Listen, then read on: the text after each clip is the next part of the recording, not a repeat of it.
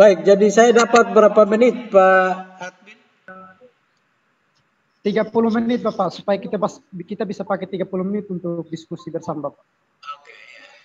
Baik, terima kasih.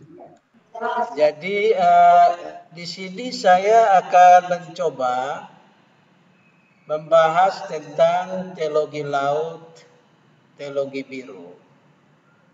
Nah, tentu berbagai narasumber sudah membawa. Mungkin ada beberapa yang sudah menyinggung dan mungkin saya juga tidak akan menyinggung lebih bertele-tele, tapi ketika saya singgung hanya khusus ada hubungan dengan tulisan saya. Jadi yang pertama itu secara ringkas materi saya ini mencoba mengangkat pemahaman dan konsep berpikir tentang laut. Ya, bagaimana orang berpikir tentang laut, termasuk juga para penafsir modern berpikir tentang laut. Bahkan juga mungkin tadi pagi dan sampai dengan tadi ada banyak penafsir berpikir tentang laut yang menurut saya juga harus dikritisi dan dibantah. Ya. Jadi tulisan ini adalah upaya juga membantah pikiran-pikiran yang keliru, salah kaprah atau bahkan menyesatkan pemahaman tentang laut. Jadi di sini saya mencoba memberikan atau menyoroti pemahaman-pemahaman teologis tentang teks Alkitab yang bicara tentang laut. Khususnya yang ada di dalam Perjanjian Baru, dalam Injil-Injil dan Kitab Wahyu. Jadi sesuai dengan bidang keahlian saya Perjanjian Baru. Nyinggung juga, tapi hanya. Jadi metode yang saya gunakan dalam tulisan saya ini adalah metode historis kritis. Jadi metode penafsiran historis kritis. Jadi tujuannya apa dari keseluruhan tulisan saya ini? Mengkaji sejauh mana pandangan Alkitab Perjanjian Baru tentang laut. Dan mendialogkan dengan pemahaman orang Kristen dan budaya NTT tentang laut. Tentu ketika kita bicara budaya NTT itu butuh satu kajian tersendiri lagi. Dan ketika saya bicara budaya NTT di sini tentu karena saya dari diskusi ini diharapkan menghasilkan satu pemahaman yang komprehensif mengenai teologi laut atau teologi biru, ya. Mengenai teologi laut atau teologi biru. Nah, agenda selama 30 menit yang Pak Moderator berikan pada saya ini, saya mau menjelaskan poin-poin penting saja dari tulisan saya, ya. Yaitu saya menjelaskan pendahuluan, apa kepentingan dari tulisan ini, keprihatinan dunia saat ini, gereja berteologi dan proaktif, dan kesimpulan. Nah, ini agenda kita. Ya, jadi kalau kita lihat, ya, warna dominan dari bumi kita ini kan warna biru. Kenapa warna biru? Kalau kita lihat di gambar ini, ya. Kalau di latar belakang itu terumbu karang, tapi yang di depan, gambar depan ini, itu warna biru. Mengapa? Karena memang 71% menurut para ahli, dan memang sudah fakta umum, permukaan planet bumi kita ini ditutupi air laut. Sehingga itulah sebabnya saya cenderung menyebut teologi laut yang ingin saya sumbangkan ini atau wacanakan ini saya sebut juga dengan teologi biru. Ya. Memang ada yang pikir biru ini konotasi negatif. Tidak. Semua warna di mata Tuhan itu sama saja. malah warna-warna itu menciptakan keindahan. Jadi jangan ada yang berpikir biru itu ada konotasi negatif, tidak. Justru alam kita, alam semesta ini penuh dengan kebiruan. Langit yang biru, laut yang biru, dan semua itu indah di mata Tuhan. Jadi lebih tertarik untuk memenuhi mimpi-mimpi mereka dengan dongeng-dongeng ke bulan. Jadi orang mimpi mau ke bulan saja. Daripada menyelidiki lautan. Ya, menyelidiki lautan. Itu harus salah ketik. Menyelidiki lautan. Dan kedalaman dari lautan itu sendiri. Akibatnya memang orang berhasil ke bulan. Dan akhirnya kita banyak dapat informasi ke bulan. Dan sekarang umat manusia, khususnya Amerika, Uni Soviet dan Rusia dan Cina, lagi mempelopori untuk mau menyelidiki planet Mars. Tapi mereka lupa untuk menyelidiki lautan. Kedalaman lautan, kegelapan lautan yang penuh misteri, yang menyimpan banyak misteri, bahkan kekayaan yang tak terhingga. Nah itu secara umum, secara ilmu pengetahuan dunia. Bagi orang Indonesia sendiri, belum semua orang mencintai laut. Ya. Dan menggantungkan kehidupannya pada laut. Bahkan dalam budaya tertentu, laut dianggap sebagai ancaman.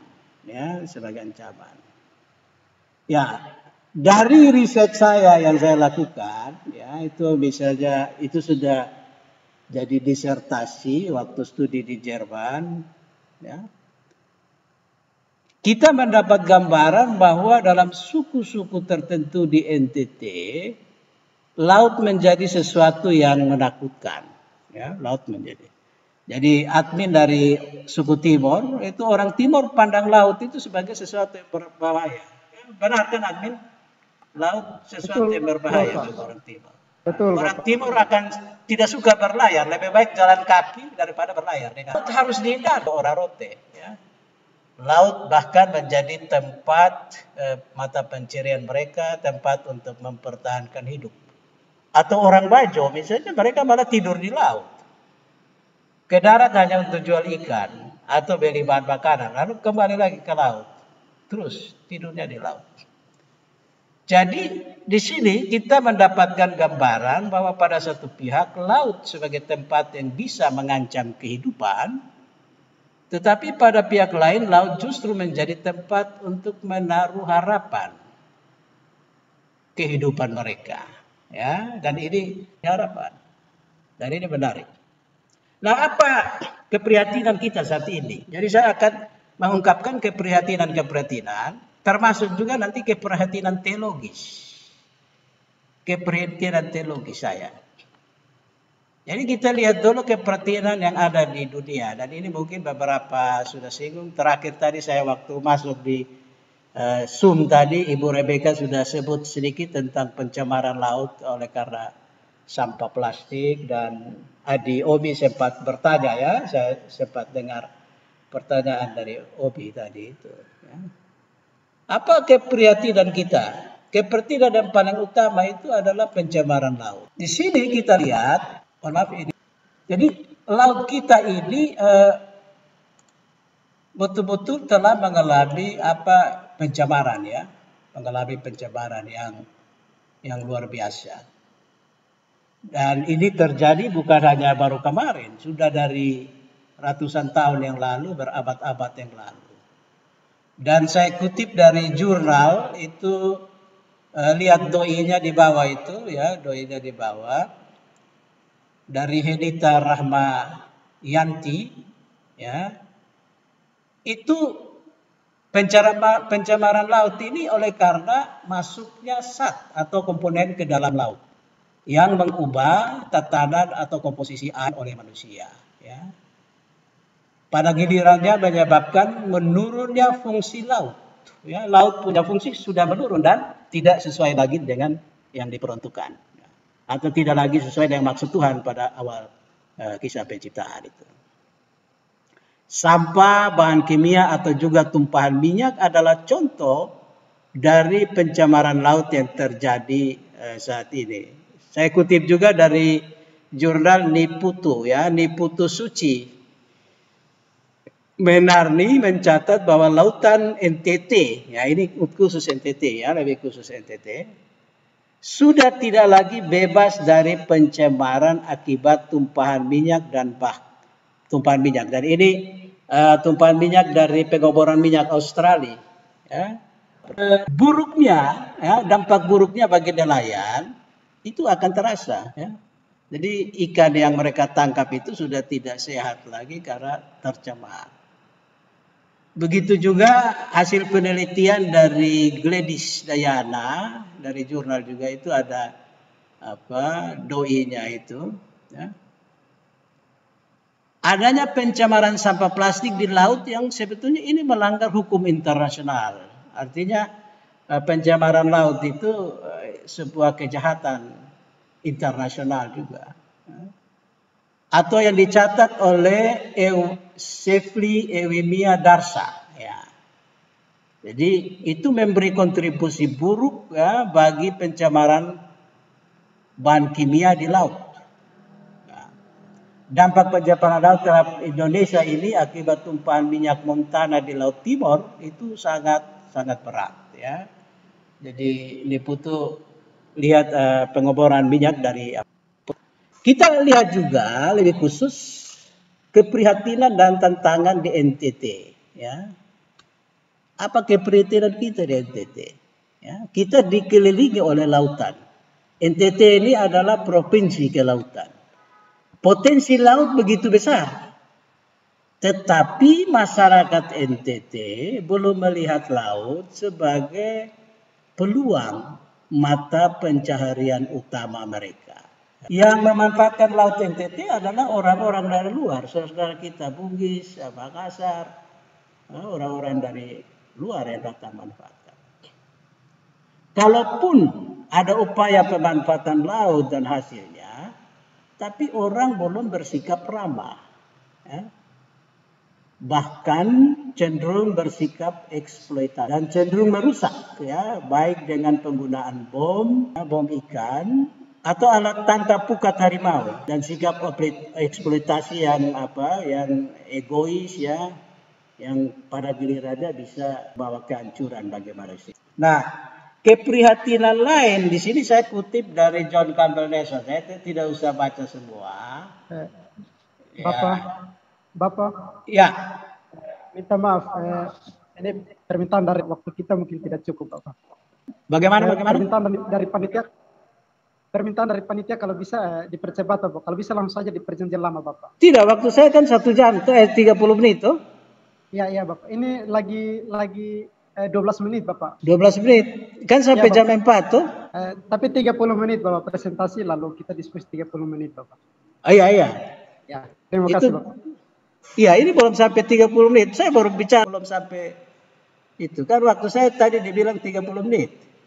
Siap, Bapak. Lagi 12 menit lagi, Bapak. Atau saya berhenti lalu kita diskusi saja. Jangan, Bapak. Lanjut, Bapak. Siap. Oke, ya baik. Ya, jadi saya lanjut ya. Saya share ulang. Ya, jadi saya catat misalnya tulisan yang dihasilkan oleh Pak John Campbell Nelson. Ya, judulnya Jika Bumi Disalibkan, Antroposene sebagai Tantangan Teologis. Jadi dia menyoroti juga termasuk ada polusi di laut, ya. Jadi pembuangan sampah yang mengakibatkan polusi di laut. Ya. Dan ini akan membahayakan kita, ya.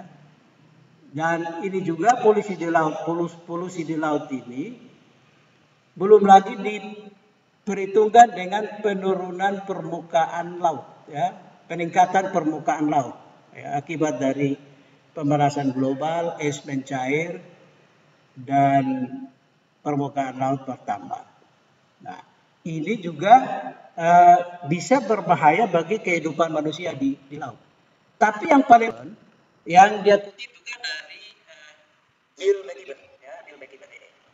Jadi artikelnya bilang begini, bahwa kalau suhu udara laut secara global terus meningkat seperti yang sedang terjadi, maka sampai dengan tahun 2100 ada kemungkinan panas laut akan menghentikan produksi oksigen. Ya, produksi oksigen fitoplankton ya melalui fotosintesis ya. Jadi oksigen yang diproduksi oleh fitoplankton ini ya, plankton yang ada di laut dan jenisnya fitoplankton itu kalau tidak berproduksi oksigen ini berbahaya ya. Karena apa? 2/3 oksigen di dunia berasal dari fitoplankton. Kemungkinan besar akan menyebabkan kematian massal ya, baik bagi manusia maupun fauna lain. Jadi ini satu peringatan di 2100 kalau pencemaran di lautan ini tidak bisa kita hentikan. Jadi tapi oksigen kita tidak bisa puasa bernapas ya. Nah, maka kita membutuhkan adanya sebuah teologi laut. Disinilah kita melihat keurgensi dan kepentingan. Nah, bagaimana definisi dari teologi laut ini? Ya. Nah, pertama, saya sebelum masuk pada apa yang ingin saya tegaskan itu,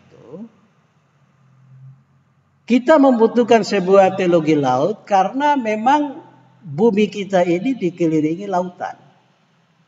Indonesia, tadi seperti di awal juga saya sudah bilang, adalah negara kepulauan. Jadi misalnya menurut Muhammad Freddy Arianto, melalui deklarasi Juanda Desember 57, Indonesia menyatakan kepada dunia bahwa laut Indonesia, ya, laut sekitar di antara dan di dalam kepulauan Indonesia menjadi satu kesatuan wilayah NKRI. Ya.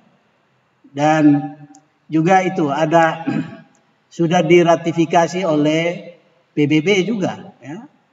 Dan hal ini menjadikan Indonesia sebagai negara kepulauan terbesar di dunia. Itu bisa dilihat sendiri kalau mau menelusuri lebih jauh. Bahkan juga kalau kita lihat lebih jauh, ya, Indonesia ini punya banyak kekayaan yang luar biasa, ya, kekayaan sumber daya hayati yang luar biasa. Ya. Ada 7.000 spesies ikan di dunia, 2.000 jenis diantaranya terdapat di Indonesia. Ya. 7.000, 2.000 ada di Indonesia. Kurang lebih 6,4 juta ton per tahun. Ya. Ada ikan pelagis, ya, dan seterusnya sampai pada cumi-cumi, ya, dan seterusnya ini. Belum lagi kekayaan alam ya, ini Pantai Nemberala, ini ombak yang begini bagus ini dari Pantai Nemberala ini. Kekayaan kita yang potensi yang luar biasa ini. Nah, ini misalnya ada potensi budaya air asin, air laut atau juga air payau. Ya. Bisa ada pengembangan tambak di air payau dan lain sebagainya. Nah, bahkan juga ada potensi lain menurut Arianto yang susah dicari bandingnya. Yaitu sumber daya mineral, energi, potensi industri dan jasa maritim, potensi transportasi laut dan jasa lingkungan, potensi kultural. Nah, pertanyaannya adalah, apakah semua potensi yang baik ini rakyat Indonesia? Pertanyaan penting. Pertanyaan dari Jokowi juga yang pernah datang ke Nemberala. Apakah potensi Indonesia, kelautan Indonesia hanya bagi konglomerat saja, para kapitalis yang berduit, ya, atau bagi orang yang melakukan praktik tangkap ikan yang merusak, mengeksploitasi, ya, untung sebesar-besarnya tapi laut tercemar, laut rusak. Ya. Ternyata nelayan lokal kita justru dirugikan. Nelayan-nelayan kecil kita yang beroperasi dengan perahu-perahu lete-lete, perahu kecil itu tidak merasakan manfaat yang besar dari sumber daya laut yang begitu besar. Ini tantangan. Bagi nelayan-nelayan besar, kalau ikan di satu tempat sudah habis, ya, mereka dengan gampang berpindah. Karena mereka punya kapal yang besar. Misalnya orang Bugis, Makassar yang ada di Kupang, mereka punya bagan perahu. Bagan perahu itu bisa pindah-pindah ke lokasi yang besar. Tapi Nelayan kita ini kan hanya nelayan kecil yang memanfaatkan penangkapan ikan di laut yang dangkal, ya, sekitar Pantai Lasiana, Pantai Manikin, Pantai Tarus, Noel Baki dan seterusnya. Dangkal, laut dangkal. Dan kalau laut dangkal ini tercemar, ini berbahaya. Ya, ini berbahaya. Nah, untuk itulah maka menghadapi krisis ekologi seperti ini, maka menurut saya kita membutuhkan teologi laut di sini. Kita membutuhkan satu wacana berpikir yang bagaimana peduli, bagaimana melihat laut sebagai karya Allah yang agung untuk kepentingan bagi banyak orang dan bukan kepentingan yang berkelanjutan. Ya. Karena itu maka saya ingin menawarkan apa yang saya sebut dengan talasa teologi, ya, talasa teologi. Atau dalam bahasa Indonesianya ya teologi laut. Teologi talasa atau talasa teologi. Jadi ini definisinya dari bahasa Yunani ya. Bahasa Yunani talasa artinya menuju kepada ocean. Ya. Bahasa Indonesia ya teologi. Teologi talasa atau talasa teologi dari dua patah kata, talasa dan teologi. Teologi artinya dari kata theos, ya, Allah, Tuhan atau yang ilahi yang maha kuasa, dan logos artinya percakapan atau ajaran. Jadi yang dimaksud dengan talasa teologi di sini adalah percakapan tentang Allah yang berkaitan dengan laut. Apakah yang Tuhan maksudkan? Apakah yang Tuhan kehendaki dari kita sebagai orang beriman dalam bersikap dan memperlakukan laut sebagai bagian dari ciptaan Tuhan? Nah, ini yang disebut dengan teologi laut atau talasa teologi atau teologi talasa ini. Ya. Jadi apa maksud Tuhan dalam kita bersikap dengan laut atau memperlakukan laut atau memanfaatkan laut? Ini yang harus kita pikirkan. Kalau manfaatkan ya jangan merusak dan seterusnya. Kalau manfaatkan jangan egois. Kalau manfaatkan ingat keberlanjutan. Ini yang kita sebut dengan teologi laut. Nah, ada permasalahan di sini di bagian yang keempat, ya. Permasalahan dan pendasaran teologis tentang laut. Yang pertama ciptaan Allah. Apakah laut ini bagian dari ciptaan Allah? Nah ini banyak ahli tafsir yang salah kaprah. Simpulkan membangun teologi falasi. Ya. Penafsiran yang terburu-buru, kesimpulan yang terburu-buru dan sesat akhirnya. Jadi ada yang bilang bahwa laut ini bukan ciptaan Tuhan. Laut bukan ciptaan Allah. Ya. Jadi ada semacam salah kaprah di sini dari kalangan tertentu. Laut bukan bagian dari ciptaan Allah. Ya, menurut mereka. Artinya menurut mereka sebelum Allah menciptakan segala sesuatu, laut sudah ada. Bahkan laut dikatakan sedang berkaining dengan Allah. Atau semacam sharing power antara Yahweh atau Elohim dengan laut atau Tehom. Ya. Jadi pemikiran ini didasarkan pada Kejadian 1 ayat 2. Yang mengatakan bumi belum berbentuk dan kosong gelap gulita menutupi samudera raya. Dan roh Allah melayang-layang di atas permukaan air. Ya. Ini kesimpulan yang salah kalau berdasarkan ayat 2 ini. Mereka berdasarkan pada teori kisah penciptaan tentang dewa Madruk, ya, Tiamat, ya, pertempuran antara dewa-dewa itu. Kalau kita mau menyimpulkan hal teologis, jangan kita berdasarkan teks di luar teks kanon. Kita berdasarkan teks Alkitab. Jadi kesimpulan kita jangan berdasarkan cerita dewa, mitologi, Madruk dan lain sebagainya. Itu salah. Kesimpulan kita harus pada kesaksian Alkitab itu sendiri. Kita Kejadian bilang apa? Nah, itu yang baru benar. Orang membaca Kejadian 1 ayat 2 dan melepaskan diri dari keseluruhan kisah penciptaan. Dan terutama kalimat pembuka dari pasal itu sendiri. Yaitu Kejadian 1 ayat 1. Ya, ini kalimat pembuka. Bereshit bara Elohim. Ya, ini kalimat pembuka. Pada mulanya Allah menciptakan. Pada mulanya. Jadi dunia ini, entah laut atau apa, itu bagian dari ciptaan Tuhan, termasuk laut di dalamnya. Nanti kemudian setelah proses penciptaan terjadi, dia nanti belum berbentuk, itu soal kedua, tapi dia sudah diciptakan di ayat 1. Di ayat 1 itu. Dalam bukunya Biblische Hermeneutik eine Einführung. Ya, ini artinya hermeneutik Alkitabiah, ya, sebuah pengantar, suatu pengantar. Itu terbitan Darmstadt 998. Ini seorang penafsir Jerman yang mengajar dan masih hidup sekarang di Heidelberg. Jadi dia bilang begini secara ringkas dalam bukunya. Kisah penciptaan itu adalah suatu bentuk pengakuan iman Israel. Pandangan iman kosmologi Israel tentang kemahakuasaan Allah. Yang berdiri tidak sejajar dengan dewa-dewa, tapi berdiri di atas dewa-dewa yang disembah bangsa-bangsa di sekitar Israel. Ya.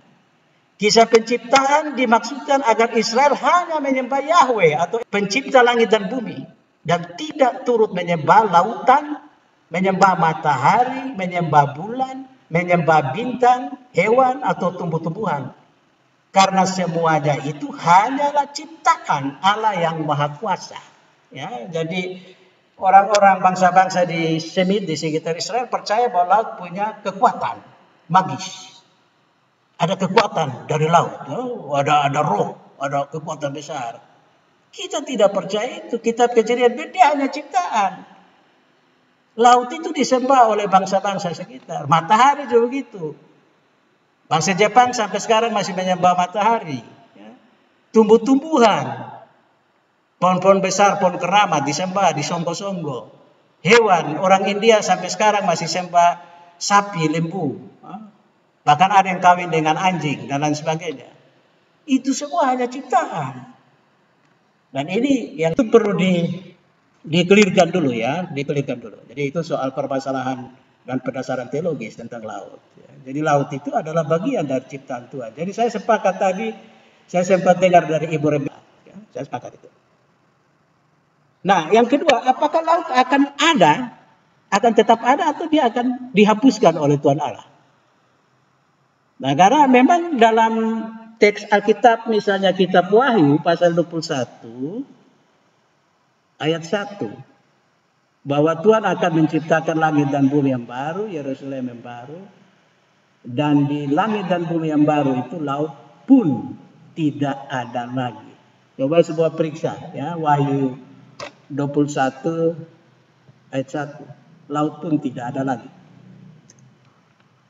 Nah, di sini perlu ditegaskan bahwa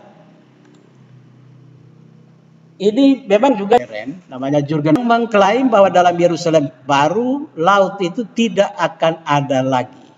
Ya, berdasarkan kesaksian Wahyu pasal 21 ayat 1. Ini menurutnya sebagai konsekuensi dari penghancuran total yang Allah lakukan terhadap langit dan bumi yang lama dan diganti dengan langit dan bumi yang baru sebagaimana dikatakan dalam Wahyu 21 ayat 1 tadi ya. Lalu aku melihat sebab langit dan laut pun tidak ada lagi ya, tidak ada lagi. Nah, jadi Roloff di sini sangat yakin menyimpulkan bahwa langit dan bumi yang lama itu akan hilang lenyap ya, akan hilang lenyap. Dan Allah akan menciptakan yang baru sama sekali. Dan itu akan menggenapi apa yang Yesaya katakan menurut Roloff dalam Yesaya 65 atau 66 atau 4 Esra. Dan juga ini didukung secara luas oleh beberapa penafsir yang lain. Nah, disinilah saya berkeberatan. Saya tidak setuju dengan pandangan seperti ini. Jadi bagi saya, ketika kita membaca Wahyu 21 ayat 1, itu jangan dibaca dari teks Wahyu sendiri. Pertama konteks dari pasal 1 sampai pasal 21 ayat 1 sampai 8 saja. Konteks khusus ya, di ayat-ayat paragraf itu. Belum lagi dalam konteks wahyu secara keseluruhan. Pasal 1 sampai pasal 22. Belum lagi konteks dalam perjanjian baru. Nah ini juga harus dibaca. Jadi Roloff lupa terhadap konteks keseluruhan dari kitab wahyu. Nah, misalnya kaitan dengan Roma juga atau Kisah Rasul atau Matius 19. Ini mereka lupa terhadap teks-teks yang berkaitan. Jadi ketika kita membaca sebuah teks, jangan lupa konteks dari itu semua. Jadi di sini kalau kita lihat misalnya Rasul, jadi kisah misalnya penghancuran bumi dan air bah saja, itu alam tidak dimusnahkan total. Bumi dipulihkan kembali. Bumi yang sama, yang Nuh tempati, karena air bah itu ada memang, tapi Batra Nuh kan bersandar di bumi, di pegunungan Ararat, ya, dan bumi itu dipulihkan. Jadi ada regenerasi, ada pemulihan. Bagi orang Israel, kepemilikan tanah Israel juga bersifat kekal. Dan selalu Allah membuat pemulihan dan renovasi. Kejadian 48 ayat 4, Mazmur 119 ayat 90. Nah, bahkan kalau tadi saya bilang, coba kita perhatikan konteksnya misalnya hubungkan dengan ayat 5. Aku menjadikan segala sesuatu baru. Ya. Aku menjadikan segala sesuatu baru. Jadi ada permainan kata di sini yang si penulis Yohanes tekankan. Yang dia pakai di sini adalah Yohanes menggunakan kata Yunani poieo, poieo. Artinya membuat, menjadikan, dan bukan kata Yunani ketiso, artinya menciptakan. Ya, Yohanes bilang aku menjadikan segala sesuatu baru, bukan aku menciptakan segala sesuatu baru. Jadi banding misalnya Wahyu 4 ayat 11, ya, 10 ayat 6, Matius ya 19 ayat 4. Efesus 2 ayat 15, Efesus 3 ayat 9. Jadi istilah membuat dan menciptakan ini artinya beda jauh. Maknanya sangat berbeda. Bagi Yohanes ketika digunakan kata poio, ya, poieo itu, artinya dia bilang proses penciptaan itu sudah selesai dan tidak ada lagi proses penciptaan yang baru. Tapi bahwa Allah akan membuat kegenapan, Allah akan membuat pemulihan, Allah akan membuat renovasi, yes. Dan itu akan terjadi. Tapi menghancurkan dan menciptakan yang dimaksud sekarang tetap ada, kendati pun Allah akan memperbaharui dan memulihkannya. Ya. Semua kekayaan laut dan keanekaragaman hayati yang terkandung di dalamnya tidak mungkin dihancurkan, dimusnahkan oleh Allah. Ini bukan yang dimaksudkan. Ya. Tidak mungkin itu. Ya. Allah justru akan memulihkannya. Ya. Jadi begini, si penulis Yohanes ya menulis dalam Wahyu 21 ayat 1.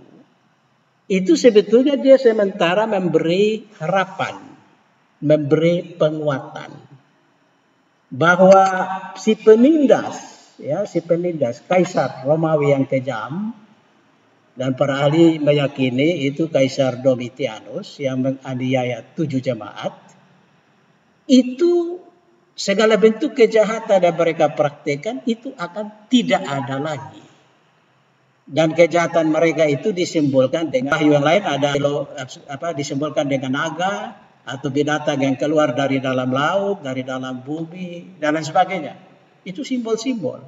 Jadi laut ini di sini simbol bagi penguasa yang lalim, ya, yang jahat itu tidak akan ada lagi. Jadi ini hiburan bagi jemaat di 7 jemaat yang menjadi alamat penulis kitab Wahyu. Nah, jadi ungkapan langit dan bumi yang baru mesti dipahami secara hati-hati, ditafsirkan secara hati-hati. Ya. Jadi dalam bahasa Yunani sendiri Baru di situ menunjuk pada kualitas yang baru. Ada pemulihan yang lama, ada menunjuk kepada penyelamatan Allah.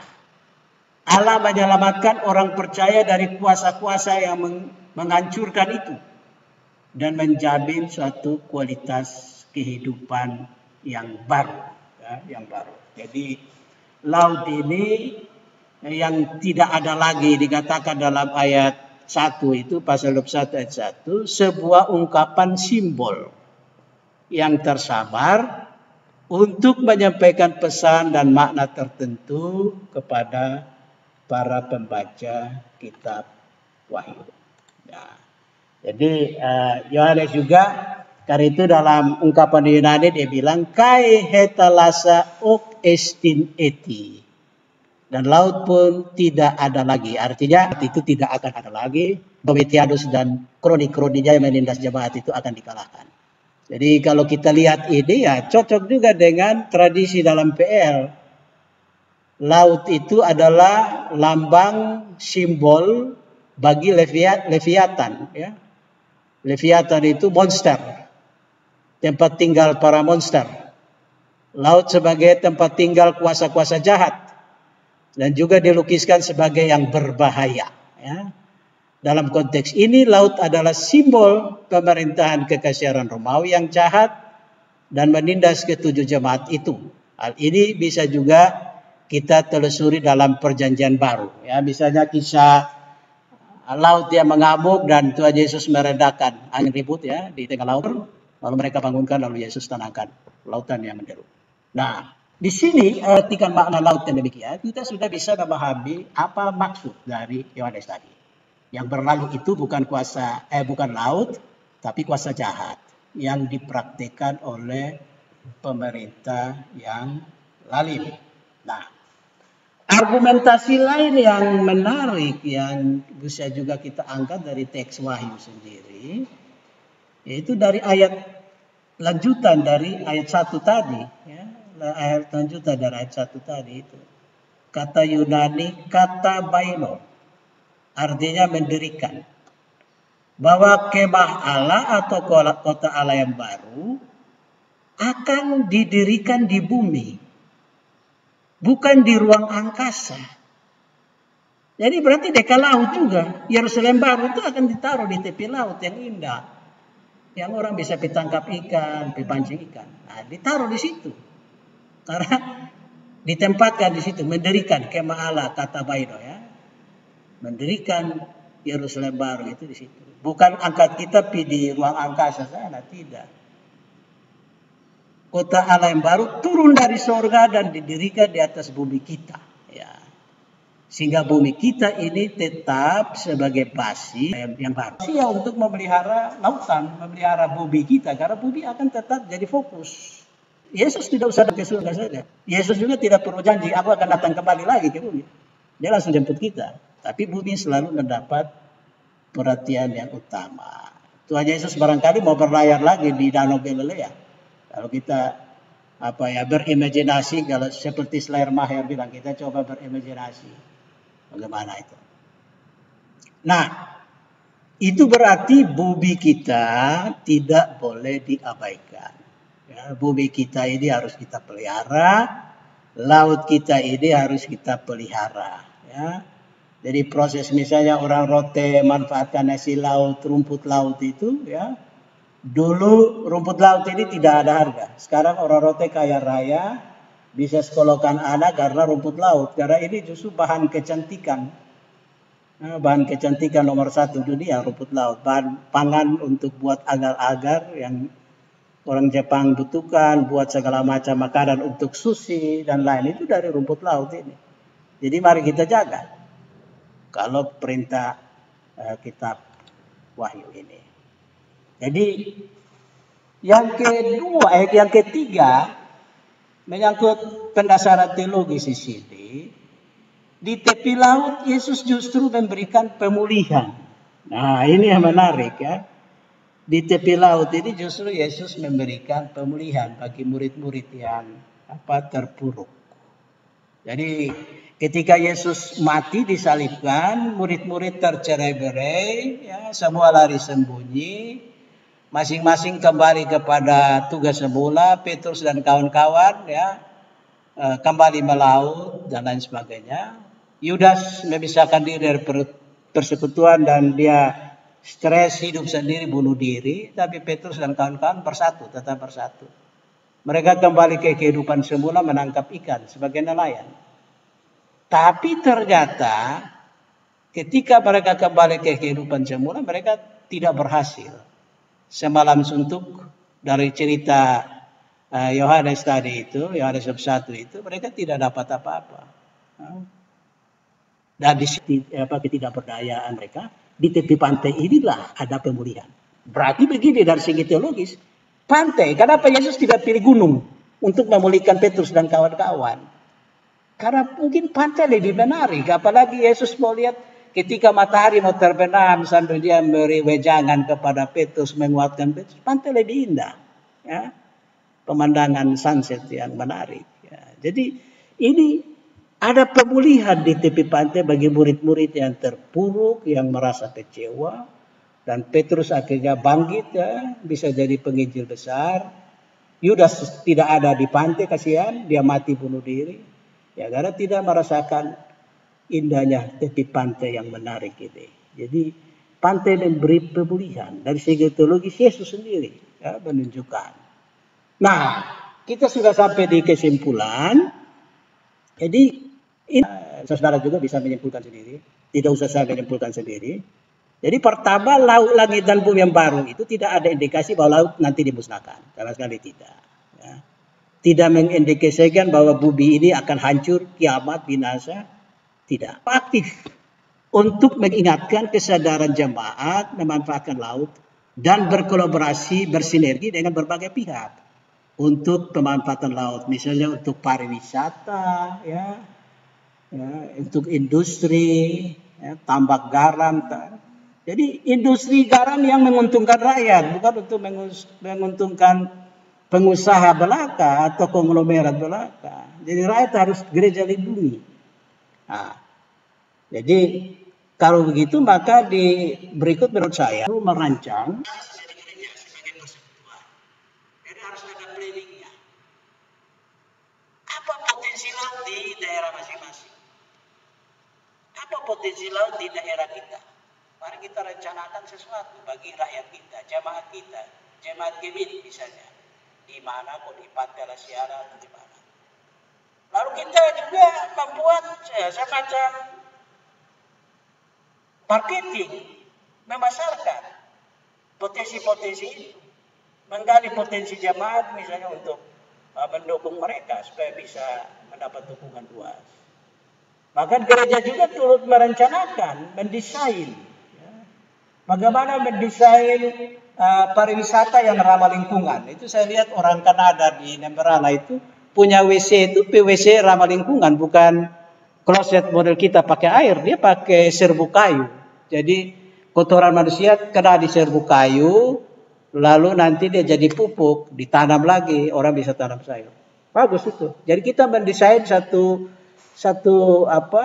model pengembangan hotel, resort, pariwisata yang ramah lingkungan. Nah, ini butuh strategi. Jadi strategi bagaimana menggandeng pemerintah, menggandeng LSM, menggandeng dana desa juga. Dana desa bisa dipakai untuk itu. Baru kita bisa meluncurkan bersama-sama produk pemanfaatan laut, potensi laut untuk kepentingan jemaat kita. Nah, itu kira-kira yang bisa saya sampaikan. Terima kasih. Saya kembalikan kepada Pak Moderator. Silakan, Pak Moderator. Baik, terima kasih Pak Mes untuk penyampaian materinya. Cukup menarik sekali Bapak. Namun mengingat waktu kita lagi 5 menit, sudah pas jam 4 Bapak. Terus karena penggunaan ruangan ini pun juga terbatas, jadi batas itu sampai jam 4 Bapak. Oleh karena itu mohon maaf sekali dengan penuh kerendahan hati Bapak. Apakah kita silakan, itu ada Pak Elmodan, Pak Isai, Pak Elia ada mau tanya tuh, silakan.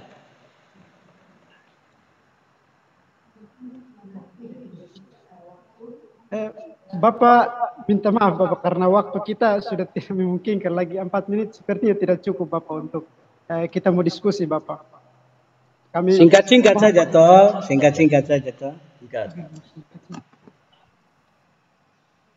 Setuju, kita singkat-singkat saja. Singkat. Ya Bapak, tapi masih Waktu itu kita yang atur Pak Moderator. Waktu kan Shalom semua. Apakah suara saya bisa didengar? Ya, ini kita punya waktu 3 menit. Oleh karena itu dipakai.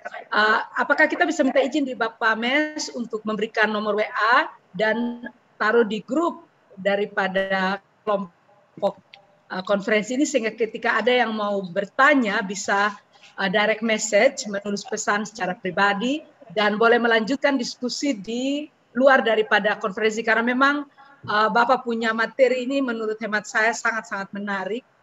Konsepnya ini didialogkan dengan tadi dari kemarin sampai hari ini, sehingga memang sangat kita sayangkan sekali. Saya lihat di sini ada Bapak Heri dan Bapak Isai. Begini Pak, ini Ibu Ira, tadi kan masih punya waktu 5 menit. Kasih kesempatan saja mereka bertanya. Nanti kalau memang mau betul-betul. Bagaimana dengan tanggapannya? Ya nanti tanggapan bisa saya berikan lewat WA. Oke, kalau begitu baik. Kalau begitu kita kasih waktu 1 menit untuk, dan setelah itu kita bisa siap-siap untuk penutupan. Karena jam 4 kita mesti menghargai waktu dari tempat yang kita ada ini. Kita juga menyewa tempat, jadi silahkan Bapak Heri 1 menit, Bapak Isai 1 menit, silahkan. Mohon maaf sekali. Yang pertama, saya kira apa yang disampaikan oleh Bapak Mes, ini nanti akhir ciptaan Allah, itu ketegasan. Yang kedua, dalam kaitan dengan wahyu, di mana langit yang baru dan bumi yang baru, yang pasti bahwa itu terjadi di dunia ini, karena itu kita mesti ada kepedulian terhadap laut dan juga bumi. Saya kira ini hanya 2 hal. Terima kasih. Salam. Baik, terima kasih. Lanjut Bapak Isai. Ya, terima kasih Bapak Mes. Saya senang sekali. Nah, ketika berbicara soal narasi penciptaan, bahwa kita harus sepakat karikma dari perjanjian lama itu tidak boleh kita hilangkan. Kita harus punya catatan iman yang sama, bahwa segala sesuatu itu diciptakan oleh Allah, termasuk air, termasuk laut. Jadi memang saya sepakat, tidak ada power sharing di situ. Nah, justru kekhasan penciptaan yang dibangun oleh penulis kitab Kejadian, inilah yang membedakan iman orang Israel dengan iman-iman di sekitar orang Israel kuno saat itu. Dalam ini berhubungan dengan mitologi-mitologi yang berkembang. Ya, saya mengingat salah satu ahli perjanjian lama pertama, Gunkel, ya. Dia orang pertama yang melihat hubungan erat pada pikiran Gunkel bahwa kisah-kisah penciptaan yang dibangun, direkonstruksi baru oleh. Jadi tidak ada air yang dalam mitologi Yunani itu dipercaya catatan tanam dalam tradisi kekristenan kita. Terima kasih Pak Mes, saya kembalikan. Oke. Baik, terima kasih Bapak Isai yang sudah menunjukkan perjawaban penanya tadi. Oleh karena itu waktu kita sudah lebih 1 menit dan tentunya kita harus mengakhiri kegiatan kita hari ini. Dan karena itu saya minta terima kasih banyak kepada saya 1 menit saja di moderator, saya 1 menit saja. Jadi baik, terima kasih Pak Isai, Pak Heri, ya tanggapannya. Tadi sayang sekali Pak Elia sebetulnya mau bertanya, tapi kita terlalu legalistik seperti Farisi dia waktu, ya orang Farisi dia waktu. Jadi akhirnya Pak Elia sudah mundur untuk bertanya. Tapi ya terima kasih bahwa kita senang bahwa ini diskusi, kesempatan kita berdiskusi sekaligus menjernihkan secara teologi hal-hal yang keliru di dalam menafsir Alkitab. Terima kasih, saya kembalikan kepada moderator. Baik, terima kasih banyak Bapak Mes. Tuhan Yesus memberkati untuk semua pemateri dan para penanggap hari ini. Kiranya Tuhan Yesus menolong dan memberkati kita semua. Saya kembalikan waktu sepenuhnya kepada MC.